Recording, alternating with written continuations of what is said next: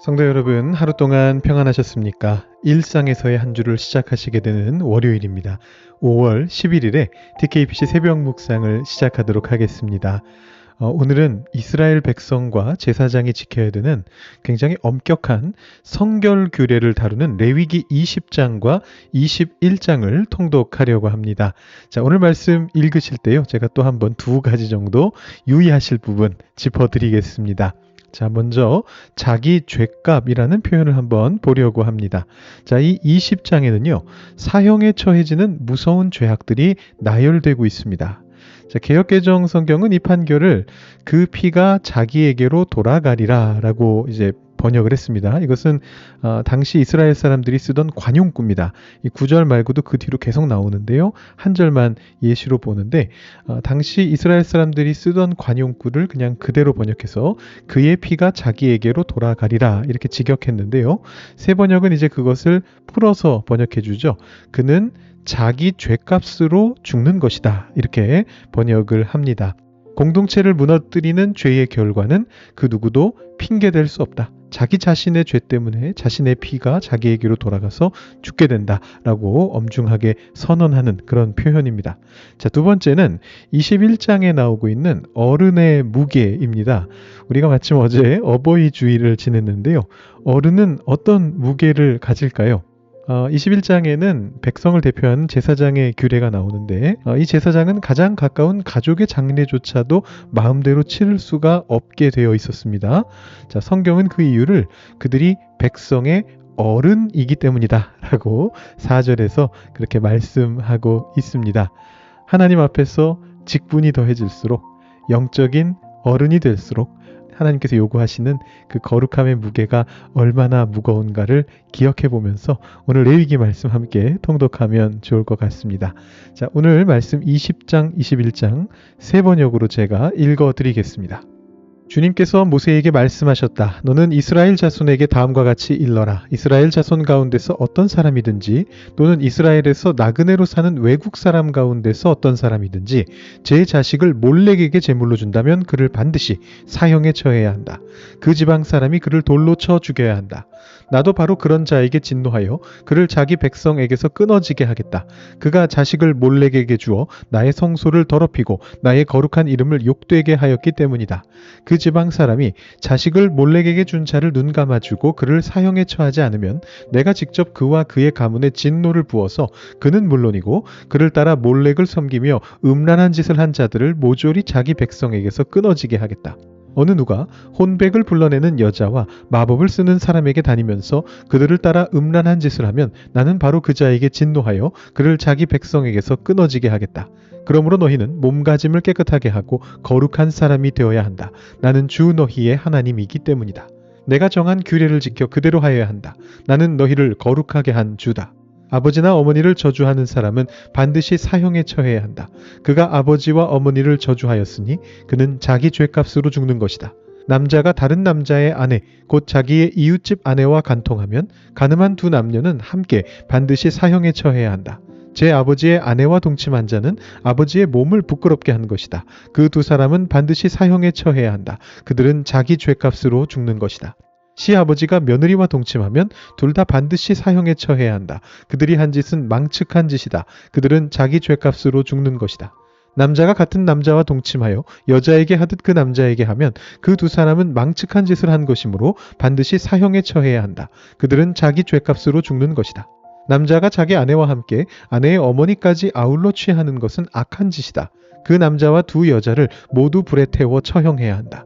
그렇게 해야만 너희 안에 역겨운 짓이 다시는 생기지 않을 것이다. 남자가 짐승과 교접하면 그는 반드시 사형에 처해야 한다. 그리고 너희는 그 짐승도 죽여야 한다. 여자가 어떤 짐승에게 가까이 하여 그것과 교접하면 너희는 그 여자와 그 짐승을 반드시 사형에 처해야 한다. 그 여자와 그 짐승은 자기 죄값으로 죽는 것이다.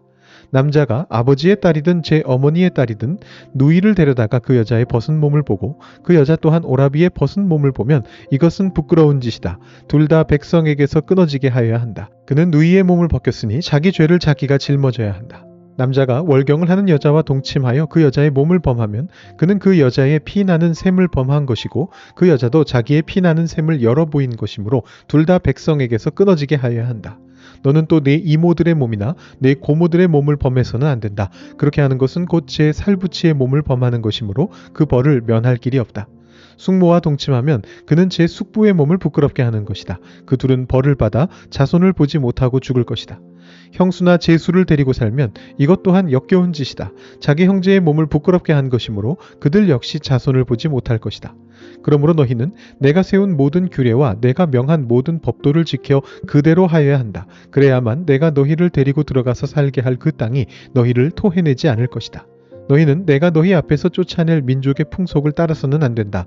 그들이 바로 그런 풍속을 따라 살았기 때문에 내가 그들을 싫어하였다. 내가 전에 너희에게 말하였다. 너희가 그들이 살던 땅을 물려받게 될 것이다. 나는 그 땅을 너희가 가지도록 주겠다. 그 땅은 젖과 꿀이 흐르는 땅이다. 나는 너희를 여러 백성 가운데서 골라낸 주 너희의 하나님이다. 그러므로 너는 정한 짐승과 부정한 짐승을 구별하여야 한다. 부정한 새와 정한 새를 구별하여야 한다. 내가 너희에게 부정하다고 따로 구별한 그런 짐승이나 새나 땅에 기어다니는 어떤 것으로도 너희 자신을 부정하게 해서는 안 된다. 나 주가 거룩하니 너희도 나에게 거룩한 사람이 되어야 한다. 나는 너희를 뭇 백성 가운데서 골라서 나의 백성이 되게 하였다. 혼백을 불러내는 사람이나 마법을 쓰는 사람은 남자이든지 여자이든지 모두 돌로 쳐서 반드시 사형시켜야 한다. 그들은 자기 죄값으로 죽는 것이다. 주님께서 모세에게 말씀하셨다. 아론의 혈통을 이어받은 제사장들에게 알려라. 너는 그들에게 다음과 같이 일러라. 제사장은 누구든지 백성의 주검을 만져 자신의 몸을 더럽히는 일이 없도록 하여라. 가장 가까운 살부치, 곧 어머니나 아버지나 아들이나 딸이나 형제의 주검은 괜찮다. 또한 시집가지 못하고 죽은 친누이의 주검도 괜찮다. 그 여자에게 남편이 없기 때문이다. 이들의 주검을 만져 몸을 더럽히는 것은 괜찮다. 그러나 제사장은 백성의 어른이므로 스스로 더럽혀 욕되게 해서는 안 된다. 제사장은 머리털을 깎아 대머리같이 하거나 구레나룻을 밀거나 제 몸에 칼자국을 내서는 안 된다. 그들은 하나님께 거룩하게 구별된 사람들이니 그들이 섬기는 하나님의 이름을 욕되게 해서는 안 된다. 그들은 주에게 제물을 살라 바치는 이들, 곧 하나님께 음식을 바치는 이들이기 때문에 그들은 거룩하여야 한다. 제사장은 창녀나 이미 몸을 버린 여자와 결혼해서는 안 된다. 이혼한 여자와도 결혼하지 않아야 한다. 제사장은 하나님께 거룩하게 구별된 사람이기 때문이다. 너희는 제사장을 거룩하게 생각하여야 한다. 그는 너희가 섬기는 하나님께 음식 제물을 바치는 사람이기 때문이다. 제사장은 너희에게도 거룩한 사람이다. 너희를 거룩하게 하는 나 주가 거룩하기 때문이다. 제사장의 딸이 창녀짓을 하여 제 몸을 더럽히면 제 아버지를 더럽히는 것이나 마찬가지이므로 그 여자는 불태워 죽여야 한다. 형제 제사장들 가운데서 으뜸되는 대제사장은 임명될 때에 머리에 기름을 부었고 또 예복을 입고 거룩하게 구별되었으므로 머리를 풀거나 옷을 찢으며 애도해서는 안 된다. 그는 어떤 주검에도 가까이 해서는 안 된다. 자기 아버지나 어머니가 죽었을 때에도 그 주검에 가까이 하여 몸을 더럽혀서는 안 된다. 대제사장은 절대로 성소에서 떠나서는 안 된다. 그가 섬기는 하나님의 성소를 더럽혀서는 안 된다. 그는 남달리 하나님이 기름 부어 거룩하게 구별하고 대제사장으로 임명하였기 때문이다. 나는 주다. 대제사장은 처녀를 아내로 맞이하여야 한다. 과부나 이혼한 여자나 이미 몸을 버린 여자나 창녀와 결혼해서는 안 된다. 그는 다만 자기 백성 가운데서 처녀를 아내로 맞이하여야 한다. 그래야만 그는 더러워지지 않은 자녀를 자기 백성 가운데 남기게 될 것이다. 그를 거룩하게 한 이는 주다. 주님께서 모세에게 말씀하셨다. 너는 아론에게 이렇게 말하여라. 대대로 너의 자손 가운데서 몸에 흠이 있는 사람은 하나님께 음식 제물을 바치러 나올 수 없다. 몸에 흠이 있어서 하나님께 가까이 나아갈 수 없는 사람은 눈이 먼 사람이나 다리를 저는 사람이나 얼굴이 일그러진 사람이나 몸의 어느 부위가 제대로 생기지 않은 사람이나 팔다리가 상하였거나 손발을 다쳐 장애인이 된 사람이나 곱사등이나 난쟁이나 눈에 백태가 끼어 잘 보지 못하는 사람이나 가려움증이 있는 환자나 종기를 앓는 환자나 고환이 상한 사람들이다. 제사장 아론의 자손 가운데서 이처럼 몸에 흠이 있는 사람은 누구든지 주에게 가까이 나와 살라 바치는 제사를 드릴 수 없다. 몸에 흠이 있는 사람은 하나님께 음식 제물을 바치러 나올 수 없다. 그러나 그 사람도 하나님께 바친 음식, 곧 가장 거룩한 제물과 거룩한 일반 제물을 먹을 수는 있다. 다만 몸에 흠이 있으므로 그는 휘장 안으로 들어가거나 제단에 가까이 나와 내가 거룩하게 한 물건들을 더럽히는 일만은 삼가야 한다. 그것들을 거룩하게 한 이가 바로 나 주이기 때문이다. 모세는 이 말을 아론과 아론의 아들들과 온 이스라엘의 자손에게 전하였다. 아멘. 오늘은 월요일이기 때문에 우리 어제 주일 말씀을 다시 한번 살펴보는 시간 갖겠습니다. 요한복음 16장 20절부터 22절까지의 말씀을 개역개정판으로 함께 다시 한번 살펴보겠습니다. 내가 진실로 진실로 너희에게 이르노니 너희는 곡하고 애통하겠으나 세상은 기뻐하리라. 너희는 근심하겠으나 너희 근심이 도리어 기쁨이 되리라. 여자가 해산하게 되면 그 때가 이르렀으므로 근심하나 아기를 낳으면 세상에 사람 난 기쁨으로 말미암아 그 고통을 다시 기억하지 아니하느니라.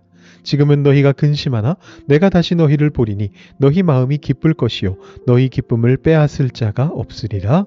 아멘. 어제 보여드렸던 그 토크쇼 장면 기억나십니까? 한 꼬마가 얘기하죠. 저분은 제 아버지가 아니라 아빠예요. 라고 그렇게 이야기합니다.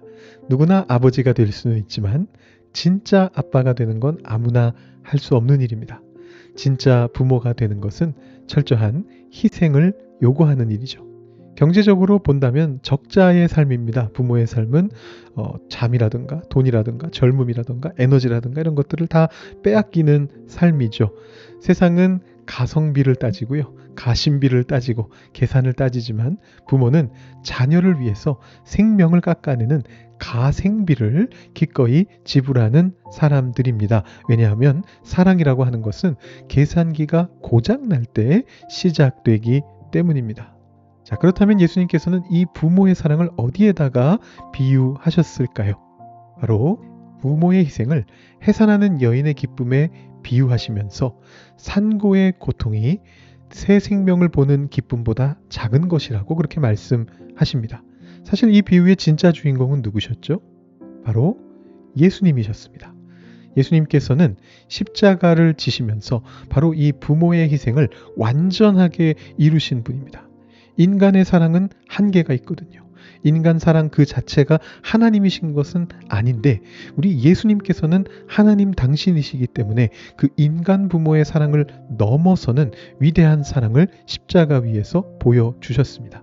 전능자를 넘어서서 그냥 파더가 아니라 진짜 아빠가 되시기 위해 피 묻은 십자가의 산고를 치르셨습니다. 그리고 우리를 향해 말씀하십니다. 어쩌면 이렇게도 예쁠까? 쭈글쭈글한데도 어쩌면 이렇게 예쁠까? 내 생명을 주어도 아깝지 않다라고 말씀하십니다. 이것이 우리를 향한 하늘아버지의 기쁨인 것이죠.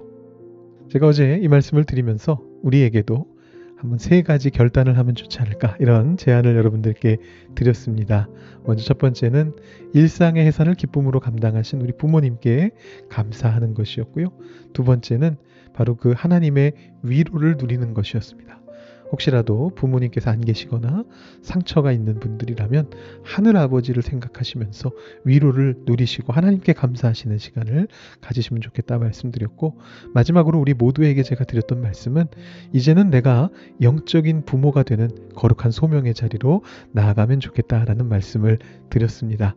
우리 교회에 찾아오시는 분들, 교회 학교 아이들, 주변에 있는 외롭고 상처 입은 분들, 이런 분들께 십자가의 사랑으로 그들을 품어내는 일상의 해산을 감당해 가는, 그래서 우리들에게도 하나님의 그 참 기쁨이 충만하게 임하게 되고 그것이 넘쳐 흘러서 우리 주변에도 이렇게 전달되는 그런 삶을 살아가시기를 제가 어제 격려해 드렸습니다.